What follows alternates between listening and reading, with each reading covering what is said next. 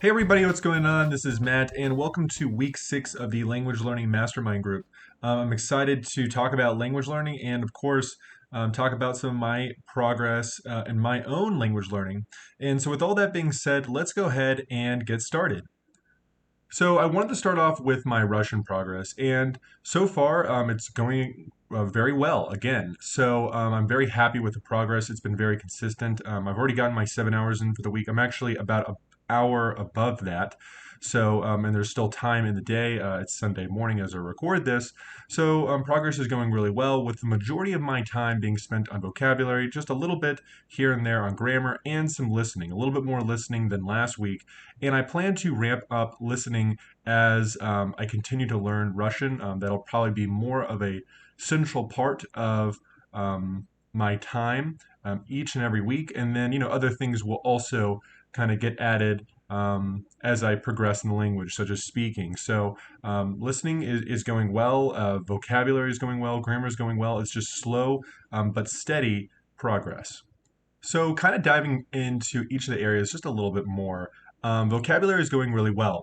It is slow but steady, and that's kind of generally how vocabulary goes, right? It's this process that just takes time. It takes time to learn new words. It takes time to get words into your subconscious where you can just output them very quickly or recognize them very quickly in audio content. But overall, progress is going really well. It's just at times, it's a little bit slower than I think some of the Romance languages are, just because, as I've said in kind of my other videos, there is this kind of difference between English and Russian. And then, you have the different alphabet. But overall, I'm happy with the way that things are progressing. It's one of those things where I think that when you have um, when you're concentrated on the process, when you don't have expectations that will kind of put you into a negative headspace, and you just keep going, you focus on the mission, you focus in on the goal. Every time that I learn new words, I'm getting better. I'm recognizing words and listening content. I'm feeling good. So I think a lot of it is really about just focusing in on the process, focusing in on the victories that where you can take them, and just kind of going from there, right? Because you just have to put the time in. It's going to take time and energy, and I'm just focused in on that process, my goal every single week. And I think that's really a good strategy for just maintaining the progress, maintaining the momentum with vocabulary acquisition, right? It's very easy to kind of get into this headspace where you want to learn words way quicker than you are, or you're just frustrated that you don't know more words. But I think that what's key is to focus in on the process of things. So then moving on to grammar. Grammar is also going well. It's just slow but steady internalization of some of the grammar concepts that are in Russian, and memorizing a couple of things here and there, such as how you conjugate certain things, case endings, things like that. And particularly with Russian, or really any language, it's very easy to get overwhelmed by just all the stuff you have to remember, or it just feels like you'll never kind of just express yourself accurately with the grammar. And I think that for me, I try not to put any pressure on myself, right? I'm not taking a language class. I don't need to pass a grade. It is just something that I realize is going to take some time. And, with the more effort I put into the language, with the more exposure that I get, I'm going to be better at the grammar. And I'm okay with that, right? I'm very patient about it. And I think that's the way to approach things, because when you're patient about things, you're just focused in on the process. It's okay that the grammar doesn't make sense at times, or you just don't have it down perfectly. It will come with time. It will come with enough exposure in the language. And that's kind of my perspective on Russian grammar, because there's a lot of it, and some of it is very difficult, and there is obviously a lot of exceptions and things like that. But I am okay with it. I'm going to, get better at it with time.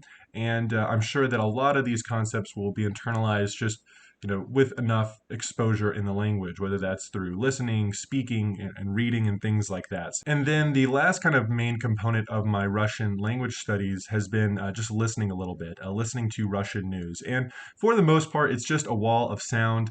I'm really, not understanding really what's going on, but I am picking up words here and there. I am picking up words that I have learned and I'm recognizing when I'm listening. And so I'm practicing that skill. I'm getting kind of used to the sounds of Russian and how people are saying and pronouncing certain words and phrases. So overall, the listening, my expectations are, where I think they need to be, which is, they're pretty low, right? I'm not going to be able to understand kind of compelling audio content at this point, but I'm getting in some listening just to work on that skill here and there as I do other tasks, right? So I think it's good to slowly ramp up your listening and of course make it a kind of a core component of your language learning eventually. And I just foresee, for example, listening being more of a part of my language learning as time goes on, especially as I know more words and and obviously with knowing more words, I'll get more out of my time with listening. But so far, it's going well. It's just recognizing some words here and there and just getting comfortable with the sounds of the language. So, for today's topic, I wanted to talk about the difficulties that you will encounter likely when you learn a language. And it's kind of interesting because I think that when you're first starting out learning a language, especially for the first time, you really think that there's going to be particular problems in certain areas, but you just really miss some of the challenges that you're likely to face in other areas. So, I think for a lot of people, when they approach a language, they probably think that, okay, the grammar, that's going to be the worst part. It's going to be hard, it's going to be boring, or something along those lines. Maybe they think that getting rid of an accent is going to be the difficult part, or just learning the words themselves. But I think that there's just so many challenges and so many difficulties that can come up that can really throw you off, right? They can really just derail your progress overall. Kind of get you into a bad headspace where you're not making a lot of progress. And I think that these kind of challenges, these difficulties are often overlooked by many people. So I think that the first challenge that a lot of people probably run into is just the sheer grind that language learning can be. So, especially at the beginning, you really just have to keep going. You have to get this foundation of the language, whether that's from a grammar perspective and from a vocabulary perspective. And it's very easy to get grinded down. It's very easy to kind of just get bored, lose motivation, lose a habit. And the kind of length of the process can really, I think, grind a lot of people down, right? I think that when people think to learn a language, they're not thinking about that huge long term time commitment it's going to take to reach fluency. And I think that people probably expect a lot quicker results than they actually get. Now that's not to kind of be all doom and gloom, but I think it's to be a little realistic about things, right? And obviously, it's important to be future oriented, but not to be so future oriented where you're not having fun and you're not making and you're not having fun in the process until you're fluent. But I do think that the just kind of the sheer time it takes to reach a high skill level, and just the overall process itself can grind down a lot of people, right? Where you're just doing flashcards endlessly, and eventually you get bored and demotivated, or you're working through an app. Maybe it's like Rosetta Stone, Duolingo, or Pimsleur, and it grinds at you. Maybe it just gets boring, or you don't feel like you're making progress. And that's where I think that it's important to kind of have goals and a plan set out, because when you have a plan and when you have goals, you can at least ensure to some extent consistent progress with a routine, right? You know what you're trying to achieve by a certain time frame, right? Maybe you're setting goals around eventually using compelling content, more fun and interesting content in your language learning. And so by having that plan, right, having that consistent progress, I think it offsets a lot of the grind that can happen. And especially too, when you have a plan of kind of going towards compelling and interesting content, and you're using that content, whether it's listening, speaking with others, or whatever it is, it's going to make the grind a lot easier. right? But because there's not a lot of planning going on in many people that learn a language, um, in many people's process when they're learning a language, I think that it's very easy to just kind of just to get overwhelmed by the process, whether that's losing motivation, getting frustrated, or what have you. So I think another challenge that a lot of people don't think is going to happen is actually on the speaking front, because with speaking, you have to practice it like any other kind of skill in the language process. And just because you know the grammar and a lot of words doesn't necessarily mean that you're going to be great at speaking. You have to work on that skill like anything else. And I do think though that if you work on activities like acquiring a ton of words or just understanding the grammar a little bit, it is going to make the speaking process a lot easier, right? And obviously, you're going to have a lot more flexibility. You can talk about more subjects. You'll be able to understand more of what's being said back to you. Um, and I think that for a lot of people, they're inspired sometimes by the idea of talking with a bunch of people, in these very compelling conversations. That's kind of what excites them. But you have to realize that it does take some time to be able to output the language. And output the language effectively, right? Where you're not making a ton of grammar mistakes. You're reducing your accent. You're speaking with confidence. You can have a ton of words and you can be really good at reading and things like that, but you got to practice the kind of output of things. So it might seem sometimes like that oh, you're just bad at the language because your output is very bad. But I think in a lot of cases, for people, a lot of their output may be limited to a conversation partner, once a week.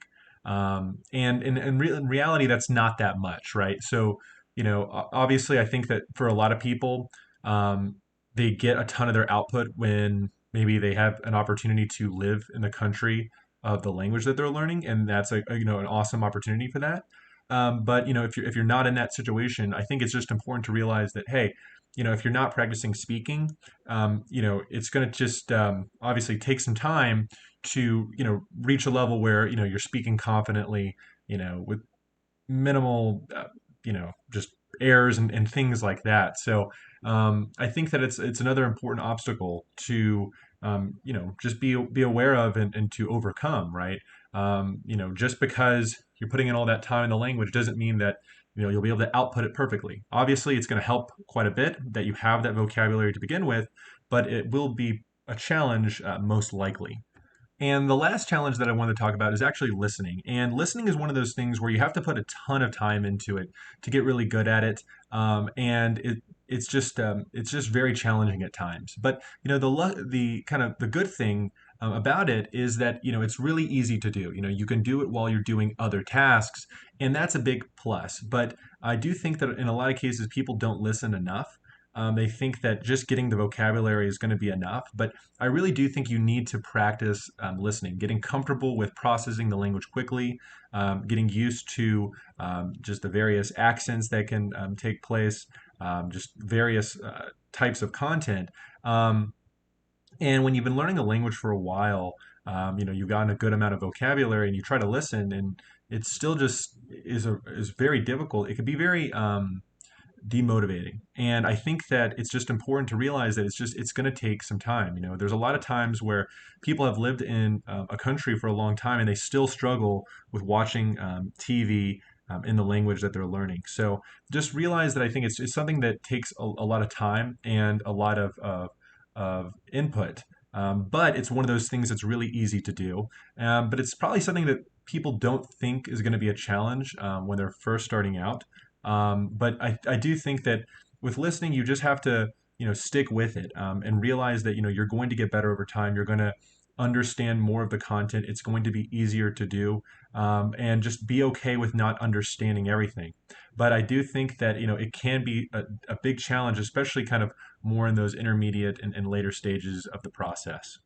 And obviously, there's more than just the challenges that I mentioned, but I think that whatever the challenge is that you are facing at this moment, I think it's just important to take a step back and just look at the challenge, right? Look at it, identify, what it what the problem is, and how you can overcome it, right? Because if you kind of take that very analytical approach of and trying to understand, why things are happening the way they are, I think that's the first step to overcoming those problems. So, identify what the problem is, and then, ask yourself, is it just a matter of, hey, trust the process and keep going, and eventually it'll be overcome. Maybe you need to change your strategy up a little bit.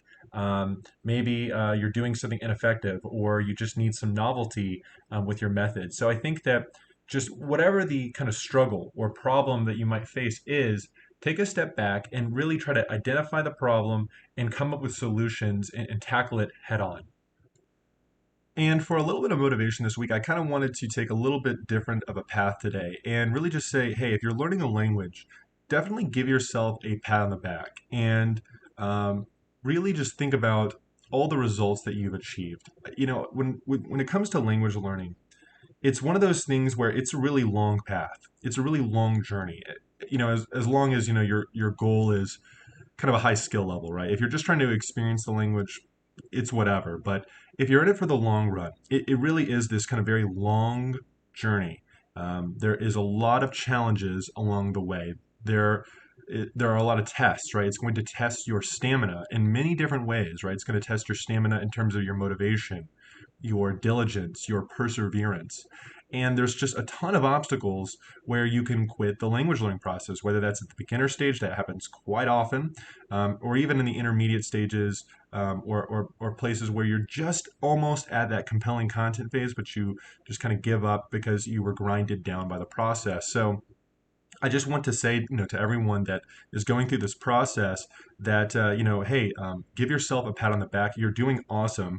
And even if your language learning is not efficient and it's maybe less efficient than another person that's learning the same language or learning another language, you're on your own personal journey of learning a language. It's going to take time, and you're not going to always be 100% effective, right? It takes some time to get to this place where you have a lot of effectiveness going on, and it's tough sometimes, right? I think it's just important to kind of just sit back and reflect, because you know I think that especially with like YouTube, there's kind of not a lot of um, there's not a lot of discussion around this, because well, I just first off, I don't think there's a lot of clicks that go with this topic, right? It's not very fun talking about this subject. It's a lot easier to kind of hit more positive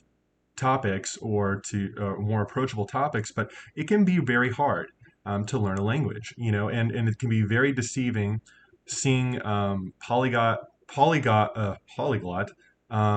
videos where they're showing their progress, or everyone tends to be very positive about things or selectively negative. But I think that it's just important to realize that it's a tough process. A ton of people quit the language. That statistic has to come from somewhere, right? There are countless number of people that are quitting learning a language, giving up, losing motivation, not understanding the grammar, and here you are, you're still at it, and that's something to be proud about, and to keep going, because it's not easy at times. It can be very difficult, and a lot of times it's very easy to feel alone in that regard. And I think that just keep going. And just keep your stamina up, right? Keep your motivation up. And that's why I stress a lot of these items in my videos, like goals, because they help you along this journey as you cross this really, difficult terrain, whether it's just like deserts or mountains or whatever it is, because, there are these periods of time where you have to cross, as a metaphor, this long desert, and you just need a lot of motivation to get through that. You need perseverance. You need to have the discipline to do what you need to do, and just sometimes it's just all that you might see on the internet or in other videos is that positivity, or here's the solution to cross the desert. And while there are things that will help you in those challenges of crossing the desert, it's still going to take perseverance and time. And so I think that even if you're not struggling, I think it's just important to kind of just throw that out there, right? That it can be very difficult at times.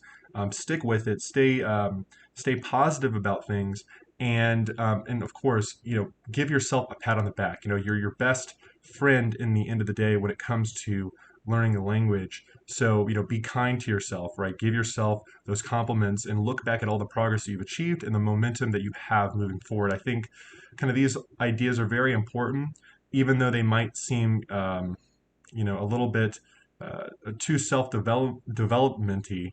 But I think that it's important to maintain that positivity and momentum as we go about the journey of learning a language, because it just can be very difficult at times, and it's a long process in the end of the day. So I wanted to now switch over to kind of a weekly review, and I would ask you, how did your week go in language learning? What did you do right? Maybe what did not go so well, right? I think it's really important to reflect about how your week went in language learning so that you can go into the new week with some things that you can do better, and to be more efficient in your language learning, to have more fun and things like that. So, what did you do right this week? Maybe you were very consistent, you had a lot of fun with your language learning, and maybe what were some things that didn't go so well? Maybe you really neglected grammar when you said you were going to do grammar, or you could have listened a lot more. I think that if we can just find those things that can make your week a little bit better, and then of course that carries over to the following week, and in the next couple of months, you'll get these efficiency gains that will make you kind of learn more of the language. You'll have more fun, you'll be more efficient, and even if it's just a 2% gain, a 5% gain, I think it really does add up in the end of the day. So once again, how did your week go? What went right and what went wrong in your language learning? And of course, as we do this kind of review process, I think it's really important to just take a step back and look at your results that you've achieved so far. Give yourself a pat on the back and recognize that it's going to take time to just get to a very high skill level in the language that you're learning. It's going to take time to internalize some of the grammar concepts. It's going to take time to learn certain words, to get better at listening, to get better at speaking. But we should always just try to be very appreciative of the results that we've gotten so far, and look at the momentum that we have going into the next week, the next day, the next month, and so on and so forth. So I think it's really important to just kind of have that positivity about the future with your language learning, and what you've achieved already, even if your progress is not perfect, and it's not where you want it to be at this point. Maybe you wish you would have done more in the past. Still give yourself credit for how far you've come in your language learning. I think that's very important to maintain that positivity, to maintain that momentum and that stamina moving forward in the language learning process. And that's what I had for the week. So let me know what you think. Of course, leave a comment below. Let me know how your language learning progress is going. What have been your victories this week? What challenges and difficulties have you faced? And what's your plan for the upcoming week? And I will see you all in the next video. Take care.